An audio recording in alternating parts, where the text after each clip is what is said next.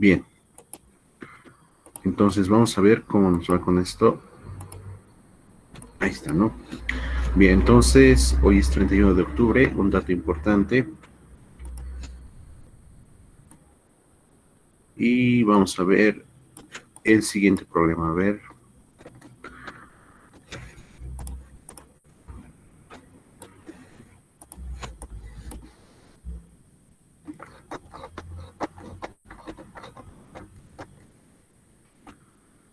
¿Dónde estamos? Sí que este documento se ha vuelto largo, ¿no? Bueno, a pesar de que cada una de las hojas tiene muy pocas ecuaciones, ¿no? Me parece que no debería asustar mucho. ¿En cuántas estamos? Estamos en 205, wow. Sí que hemos trabajado. A ver, eso ya lo habíamos visto en la anterior clase. Esto de aquí también ya lo habíamos visto.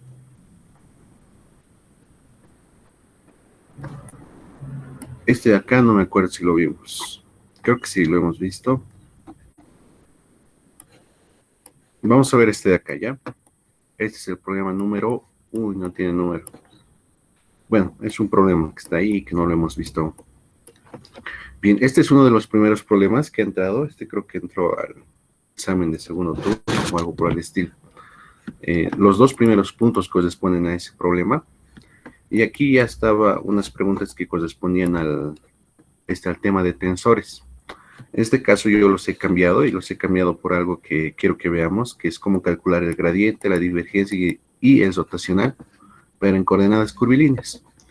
Y van a ver que esto, o sea, poder calcular esto va a ser una consecuencia de calcular esto que tenemos acá, ¿no? Entonces, desde ese punto de vista, pues, vamos a ver, ¿no? Cómo nos va con este problema. A ver, ¿qué es lo que nos dice? Para el sistema de coordenadas curvilíneo V y W, que tienen estas ecuaciones de transformación, tenemos que hallar lo siguiente. Hay que hallar el tensor métrico, el tensor recíproco, hay que hallar el gradiente, la divergencia y el rotacional en las coordenadas curvilíneas, ¿no? Bueno, está ahí, ignórenlo porque aquí había que calcular el laplaciano más, pero el laplaciano se puede calcular a partir de estos, ¿no? Del gradiente y la divergencia. ¿Por qué? Porque el laplaciano de una función es el gradiente de su divergencia, ¿no? De una función escalar. Bien. Entonces, ¿qué es lo importante aquí? Ven que aquí lo que tenemos son ecuaciones de transformación. Tenemos unas ecuaciones de transformación. Ahora, ¿qué hay que destacar de estas ecuaciones de transformación? Lo primero es que son tres ecuaciones de transformación. Y lo siguiente que es muy importante es que las coordenadas cartesianas, las coordenadas x, y, z, que las coordenadas cartesianas x, y, z, están en directa relación con quiénes, con las coordenadas curvilíneas. Bueno, en realidad lo que deberíamos decir es que las coordenadas cartesianas están en función de las coordenadas curvilíneas, o sea que la coordenada x está en función de las coordenadas curvilíneas u, b y w. Que la coordenada cartesiana y está en función de las coordenadas curvilíneas u, b y w. Y que la coordenada z está en función de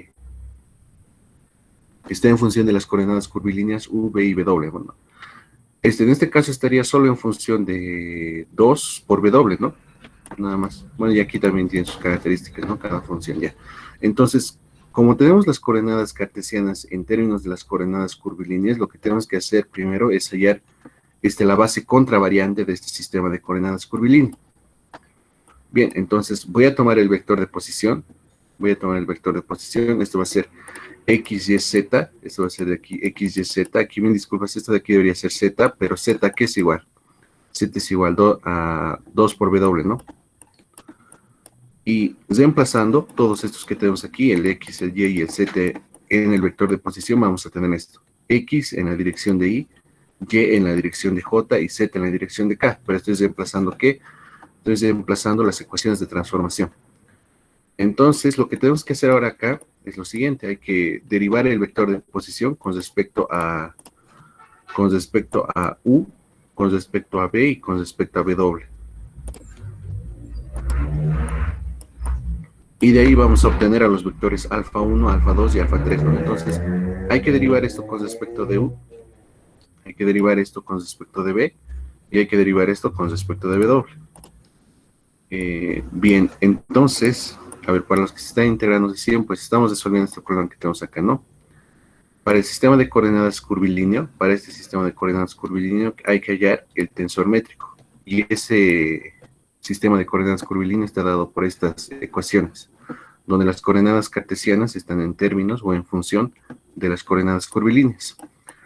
Bien, para poder hallar el tensor métrico, primero hay que hallar una base contravariante. Entonces, para hallar la base contravariante, primero vamos a partir del vector de posición, que es este de acá, con sus coordenadas x, y y z. Este de aquí debería ser z, pero como en este caso z es igual a 2 veces w, entonces no hay ningún problema, ¿no? O no hay confusión, ¿no? Bien, ahora lo que hay que hacer es reemplazar en esta ecuación nuestras ecuaciones de transformación, que son estas tres que tenemos acá. Entonces voy a tener esto en la dirección de y, esto en la dirección de j y esto en la dirección de k. Muy bien, ahora lo que vamos a hacer es derivar el vector de posición con respecto a las tres variables, ¿no? O con, sí, con respecto a las tres variables del sistema de coordenadas curvilíneo. Y vamos a obtener estos resultados que están acá, ¿no? Entonces, por ejemplo, este de acá, la derivada del vector de posición con respecto de B, es derivar cada una de sus coordenadas, con respecto a la variable B. Entonces, en este caso, esto va a ser aquí 2B por coseno de U, 2B por seno de U, más 0, ¿no? Y aquí tenemos el resultado. De la misma forma hay que derivar esto y esto, ¿no? Entonces, estos son los tres vectores básicos de la base contravariante. Ahora, ¿qué vamos a hacer? Vamos a formar el tensor métrico. El tensor métrico se puede representar como una matriz de esta forma. Ahora, ¿cómo se calcula esto? Ya lo habíamos visto en la anterior clase, una fórmula para poder, o una definición para el tensor métrico. Y esa es la que tenemos, a ver, déjenme buscarlo para que no,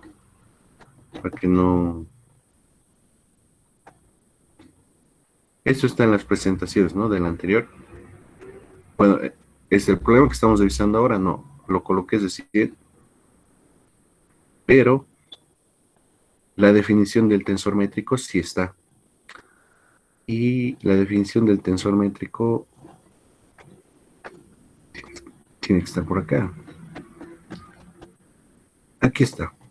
Entonces, el tensor métrico se puede representar como una matriz.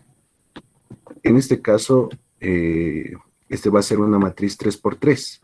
¿Por qué? Porque vamos a tener tres vectores en la base contravariante. Si fueran 2, pues entonces la matriz sería 2×2. Si fueran 4, nuestra matriz sería 4×4. Bien, entonces, vean cómo está definido. Como es una matriz 3×3, va a tener 9 elementos que van a estar dispuestos de esta manera. Ahora, ¿cómo se van a calcular cada uno de estos elementos?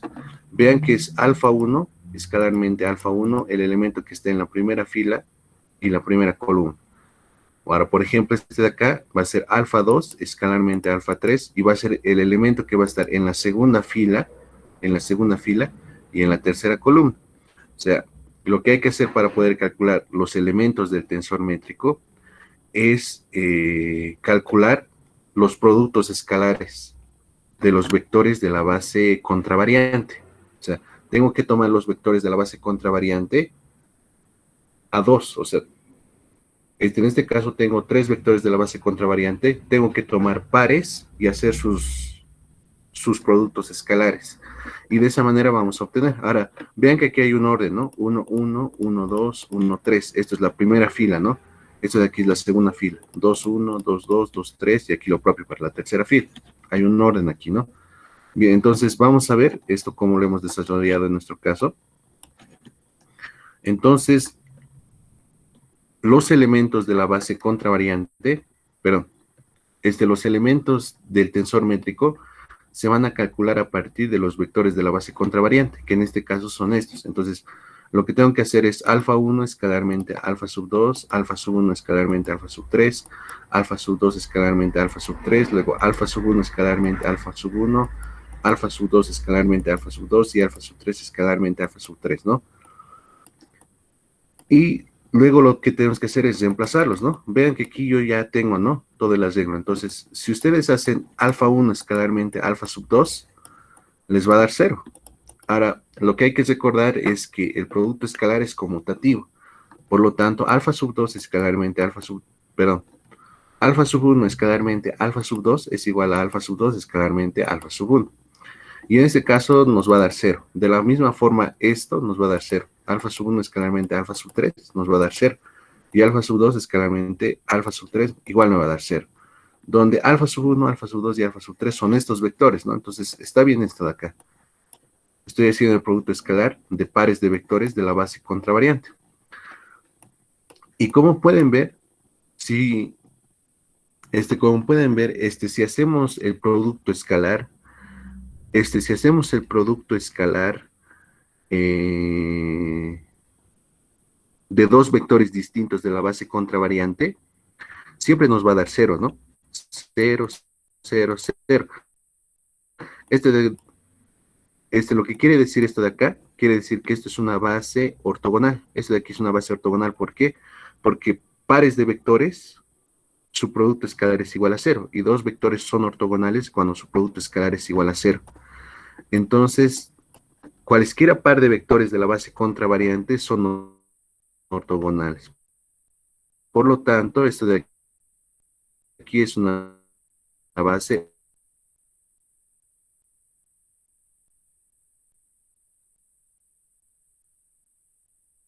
primera columna. Sería este elemento que tenemos aquí. Entonces,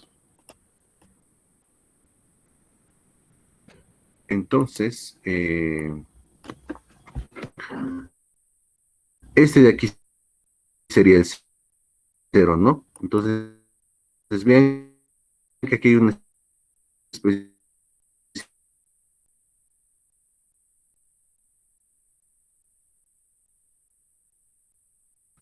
Vamos a tener ese 0 en esa posición.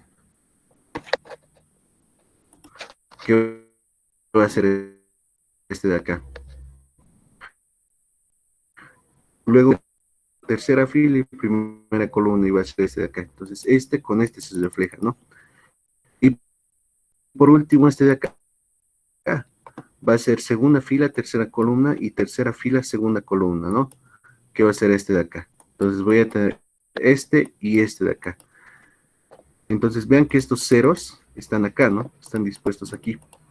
Ahora, ¿qué más tenemos aquí? El G11 es alfa 1 escalarmente alfa 1, el G22 es alfa 2 escalarmente alfa sub 2 y el G33 es el alfa 3 escalarmente alfa 3, ¿no? Entonces lo que hay que hacer es este producto escalar consigo mismo, este lo propio y este lo propio. Y vamos a obtener estos valores, ¿no? B cuadrado más 1 al cuadrado, 4b cuadrado y 4, ¿no? Y esos serían los elementos que van a completar esto, ¿no? G11, G22 y G33. Y de esa forma ya tenemos todos los elementos del tensor métrico, que son estos de acá. Bien, aquí están las conclusiones, ¿no? Que habíamos mencionado. De estas ecuaciones se deduce que la base contravariante del sistema curvilíneo es ortogonal. ¿Por qué? Por esto, porque son ortogonales a pares. Su producto escalar es igual a 0.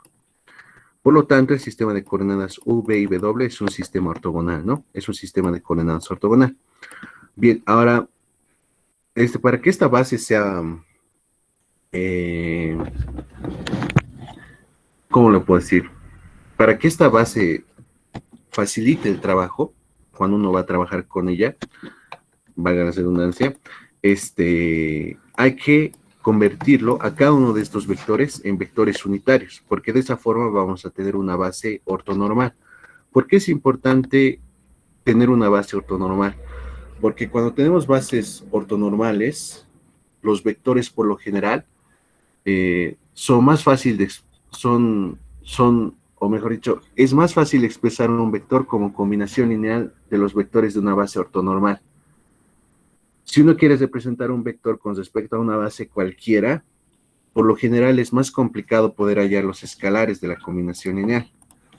Pero cuando uno tiene una base ortonormal, es mucho más fácil poder calcular los escalares de su combinación lineal. Entonces, las bases ortonormales facilita mucho en ese sentido, poder representar a un vector como combinación lineal como combinación lineal de los vectores de la base, ¿no? Bien, entonces lo que tenemos que hacer para tener una base ortonormal es normalizar cada uno de los vectores. Y normalizar quiere decir que tenemos que multiplicar a cada uno de los vectores por el inverso multiplicativo de su norma o de su tamaño, ¿no? Entonces, en el caso de alfa 1, para poderlo normalizar, lo que hay que hacer es multiplicarlo por el inverso multiplicativo de su norma, ¿no? Que en este caso va a ser esto. Lo propio para alfa sub 2 y lo propio para alfa sub 3. Y de esa forma vamos a obtener tres vectorcitos que voy a denotar por E1, E2 y E3. Y estos tres vectores van a ser una base ortonormal para mi sistema de coordenadas curvilíneo. Si ustedes calculan, bueno, aquí ya lo tenemos esto casi, ¿no? Solo hay que sacarles raíz a esto para poder tener esto. Para poder tener la norma del vector de alfa, para tener la norma del vector alfa sub 1. Bueno, calculando esto de aquí, que es la norma de alfa sub 1 y la norma de alfa sub 2 y también la norma de alfa sub 3, y reemplazando en estas fórmulas que aquí tenemos, vamos a obtener estos tres vectores, ¿no? Entonces, esto de aquí es E1, esto de aquí es E2 y esto de aquí es E3. Entonces, hasta ahí no hay ningún problema, ¿no? Ah, y justamente está aquí esto, ¿no? De aquí. Esto, por ejemplo, el inverso multiplicativo, que sería 1 sobre b cuadrado más 1, lo he multiplicado por este vector, ¿no? Para poder obtener este vector que tenemos aquí. Bien, creo que ahí no hay mucha dificultad. Entonces, lo que vamos a tener son estos vectores que tenemos acá, ¿no? Y estos vectores son la base ortonormal de nuestro sistema de coordenadas curvilíneo. Bien, hasta el momento hemos respondido una pregunta del problema. Lo que nos estaba pidiendo el problema era lo siguiente, dado este sistema de coordenadas curvilíneo con estas ecuaciones de transformación, hay que hallar primero el tensor métrico y luego hay que hallar el tensor recíproco. El tensor métrico ya lo hemos hallado. Ahora lo que hay que hallar es el tensor recíproco. Entonces, una de las formas más sencillas de calcular el tensor recíproco es la siguiente. El tensor recíproco se puede ver como el inverso de esta matriz, el inverso de la matriz que representa el tensor métrico. Vean que el tensor métrico se puede representar como una matriz. Entonces, el tensor recíproco va a ser la inversa de esta matriz. Entonces, lo que hay que hacer es invertir esta matriz. Pero esta matriz es una matriz diagonal. Como es una matriz diagonal, su inversa es muy fácil de hallar, ¿no? Y va a ser esta, ¿no? El tensor recíproco, que se representa de esta forma, G super PQ, esto de aquí son superíndices, no son exponentes, son superíndices. O sea, son como subíndices, pero que se colocan arriba. Entonces, el tensor recíproco, vean que el tensor métrico es G sub PQ, ¿no? Y el tensor métrico es G sub PQ, ¿no? El tensor recíproco es con superíndices. Y lo que sus elementos del tensor recíproco van a ser los elementos de la matriz inversa, G, donde la matriz G es esta de acá, ¿no? La matriz G es esta, la que tiene sus elementos G sub PQ, que son estos de acá. Entonces, lo que hay que hacer es invertir esta matriz para poder obtener el tensor recíproco.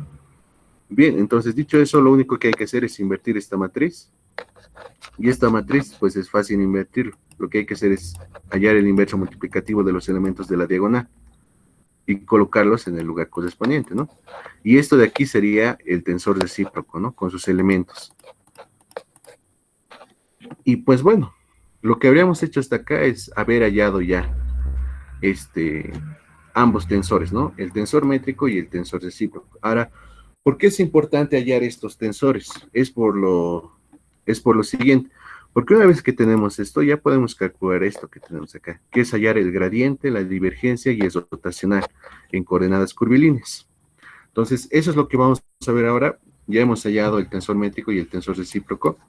Entonces, vean que es fácil hallar el tensor métrico a partir de la base contravariante y el inverso multiplicativo de esta matriz, la inversa de esta matriz sería el tensor recíproco, ¿no? Bien, ahora vamos a ver esto de acá, y esto de aquí es muy importante. Como el sistema de coordenadas curvilíneo es ortogonal, o sea, nuestro sistema de coordenadas curvilíneo es ortogonal por esto, porque sus vectores o los vectores de la base contravariante son ortogonales a pares, lo que podemos hacer es aplicar estas fórmulas que tenemos aquí. Estas fórmulas me van a determinar el gradiente, la divergencia y es rotacional, pero en coordenadas curvilíneas ortogonales. Eso es lo importante, tienen que ser ortogonales. Bien, y aquí está, ¿no? Vean que el gradiente de una función escalar, phi, está, o mejor dicho, de un campo escalar, el gradiente de un campo escalar está dado por esta ecuación, ¿no? Donde, ¿qué es aquí lo importante? Es que tenemos a los elementos de la diagonal del tensor métrico, ¿no? Que es G11, G22 y G33. De la misma forma, aquí tenemos la divergencia de un campo vectorial A con coordenadas A1, A2 y A3. Y vean que que su fórmula o su expresión de quiénes depende de los elementos del tensor métrico. G11, G22 y G33. Y lo propio para el rotacional. Entonces, estas tres formulitas, tenganlas presentes. Con el docente hasta donde vi, o hasta donde igual yo me acuerdo que avanzó cuando yo cursé esta materia, creo que no utiliza estas fórmulas, sino que da unas fórmulas con una notación tensorial, ¿no? Con una notación con índices. No voy a utilizar esas fórmulas por el simple hecho de que cuando vayamos a ver el tema de tensores, va a ser bien fácil deducir esas fórmulas y recién las vamos a usar. O sea, primero vamos a deducirlas y luego recién vamos a usarlas. Por el momento vamos a, o bueno, yo les estoy mostrando estas fórmulas para un poco contrastar, ¿no? Por un lado tienes la notación tensorial y en ese caso puedes utilizarlo para un sistema de coordenadas curvilíneo cualquiera, o puedes usar estas fórmulas que solo son válidas para sistemas de coordenadas curvilíneas ortogonales, o sea que tienen que cumplir esto que tenemos acá, ¿no? Que los vectores de la base, pero que cuando tomamos la base contravariante, si elegimos dos pares de vectores distintos, su producto escalar es igual a 0. O también, dicho de otra forma, que la matriz que representa al tensor métrico, va a ser una matriz diagonal. Vean que solo es una matriz diagonal. Y eso y esto de aquí también me está diciendo que el sistema de coordenadas es ortogonal. Esto que sea diagonal, o sea, que la representación matricial del tensor métrico sea una matriz diagonal, me está diciendo también que el sistema de coordenadas es ortogonal. Bien, entonces, dato importante sobre esto es que solo es válido para un sistema de coordenadas curvilíneo, ortogonal, ¿no? Ortogonal aquí es la palabra importante. Entonces, vean que todo esto de aquí ya lo tenemos esto, ya lo tenemos esto, y aquí lo propio, ¿no? Entonces, lo único que nos falta aquí ahora es reemplazar, ¿no? Entonces, vean que aquí G11 es esto que tenemos acá, G22 es esto que tenemos acá, y G33 es esto que tenemos acá, ¿no? Y que justamente son los elementos de la diagonal del tensor métrico. Entonces, lo único que hay que hacer aquí es reemplazarlo. Reemplazando las fórmulas, voy a tener que esto va a ser el gradiente, donde E1, E2 y E3 son estos vectores que tenemos aquí. Es por eso que los coloqué explícitamente. Son estos. Este de aquí es E1, E2 y E3. Bueno, aquí me faltan las flechitas, ¿no? Eso hay que añadir. Pero son esos vectores. Luego, reemplazando, la divergencia nos va a quedar de esta forma, ¿no? Y lo que hay que hacer es un poco desglosar esto, ¿no? Por ejemplo, aquí vean que es la derivada parcial de u con respecto, perdón, es la derivada parcial de u de esta expresión que tenemos aquí, ¿no? Ahora, aquí, ¿qué es lo interesante de acá? Es que b no va a depender de u, pero a sub 1 sí va a depender de u. Entonces, este de aquí es como una constante y va a salir de la derivada. Luego aquí, esto sí depende de b, claramente, y esto de aquí también depende de b. Entonces va a ser la derivada del primero por el segundo sin derivar, más el primero sin derivar por el segundo derivado. Y eso sería esto de aquí, que tenemos acá. Y eso de aquí no va a depender de W. Esto de aquí sí va a depender de W.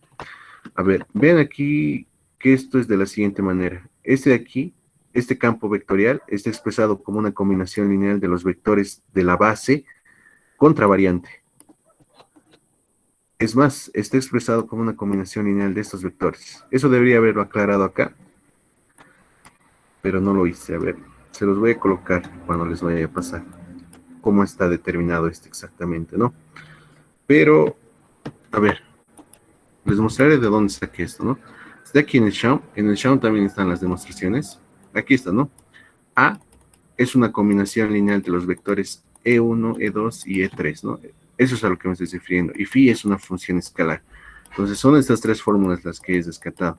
Aquí está la de Laplaciano, pero la de Laplaciano se deduce fácilmente a partir de esta y de esta.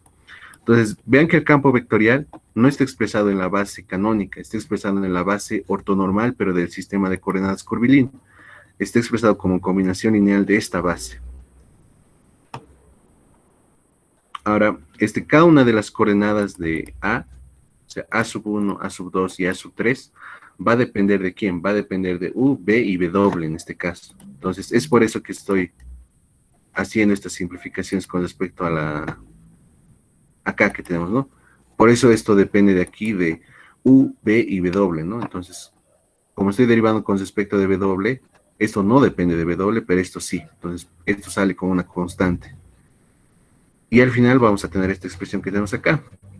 Esto lo voy a distribuir y me va a quedar que esto va a ser la divergencia. Esta es la divergencia para este sistema de coordenadas. De la misma forma vamos a tener aquí el rotacional para este sistema de coordenadas, ¿no? Bien, entonces, como pueden ver, cuando tenemos un sistema de coordenadas curvilíneo ortogonal y conocemos el tensor métrico, entonces es sumamente fácil que poder calcular que el gradiente, la divergencia y el rotacional, y están dados por estas fórmulas. Ahora, ustedes deciden, ¿no? Si van a utilizar la fórmula tensorial que tiene o que les expuso el docente, o pueden utilizar estas otras fórmulas que tenemos aquí, o que también está aquí en el Shaun, ¿no? Aquí también en el Shaun hay varios ejemplitos.